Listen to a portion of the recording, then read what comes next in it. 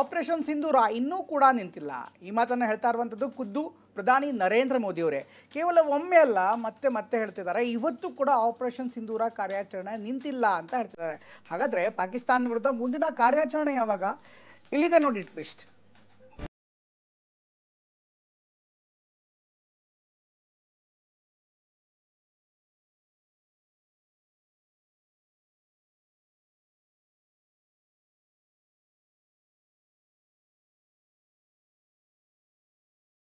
ನಾಯಕರು ಆಪರೇಷನ್ ಸಿಂಧೂರ್ ಕಾರ್ಯಾಚರಣೆ ಯಶಸ್ಸಿನ ಯಾತ್ರೆಯನ್ನ ಮುಂದುವರಿಸಿದ್ದಾರೆ. ಪ್ರಧಾನಿ ಮೋದಿ ಭೇಟಿ ನೀಡಿದ ಕಡೆಯೆಲ್ಲ ಆಪರೇಷನ್ ಸಿಂಧೂರ್ ಕಾರ್ಯಾಚರಣೆಯನ್ನ ಬಣ್ಣಿಸುತ್ತಿದ್ದಾರೆ.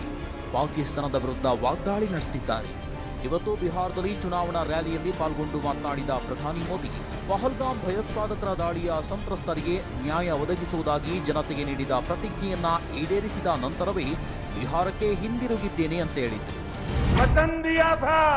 बिहार की धरती पर आंख में आंख मिलाकर हमने कह दिया था, आतंक के आकाओं के ठिकानों को मिट्टी में मिला दिया जाएगा। आज जब मैं बिहार आया हूं तो अपने वचन पूरा करने के बाद आया हूं। ಇನ್ನು ಕಳೆದ ಏಪ್ರಿಲ್ 22ರಂದು ಜಮ್ಮು ಮತ್ತು ಕಾಶ್ಮೀರದ ಪಹಲ್ಗಾಮ್ನಲ್ಲಿ ನಡೆದ ಭಯೋತ್ಪಾದಕ ದಾಳಿಯಲ್ಲಿ ಮೃತಪಟ್ಟ 26 ಜನರಲ್ಲಿ ಒಬ್ಬರಾದ ಶುಭಂ ದ್ವಿವೇದಿ ಅವರ ಕುಟುಂಬವನ್ನ ಪ್ರಧಾನಿ ನರೇಂದ್ರ ಮೋದಿ ಇಂದು ಭೇಟಿಯಾಗಿ ಸಾಂತ್ವನ ಹೇಳಿದರು.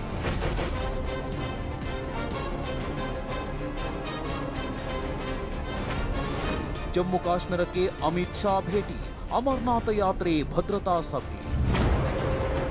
ಕೇಂದ್ರ ಗೃಹ ಸಚಿವ ಅಮಿತ್ ಶಾ ಜಮ್ಮು ಕಾಶ್ಮೀರಕ್ಕೆ ಭೇಟಿ ನೀಡಿದ್ದು, ಇಂದು ಅಮರನಾಥ ಯಾತ್ರೆಗೆ ಭದ್ರತಾ ಸಿದ್ಧತೆಗಳನ್ನು ಪರಿಶೀಲಿಸಿದರು.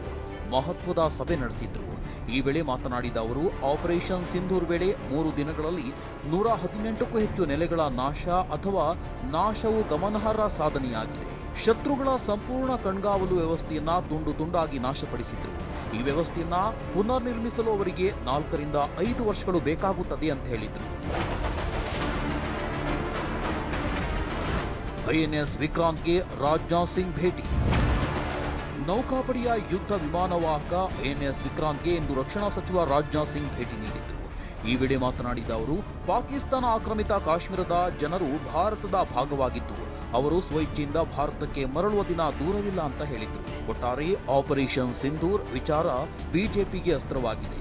ಪಾಕಿಸ್ತಾನ ಮತ್ತೆ ಬಾಲ ಬಿಚ್ಚೋಕೆ ಬಿಡಲ್ಲ ಅಂತ ಹೋದಲ್ಲಿ ಬಂದಲ್ಲಿ ಎಚ್ಚರಿಕೆ ನೀಡುತ್ತಿದ್ದಾರೆ. Bureau report, ಟಿವಿ9.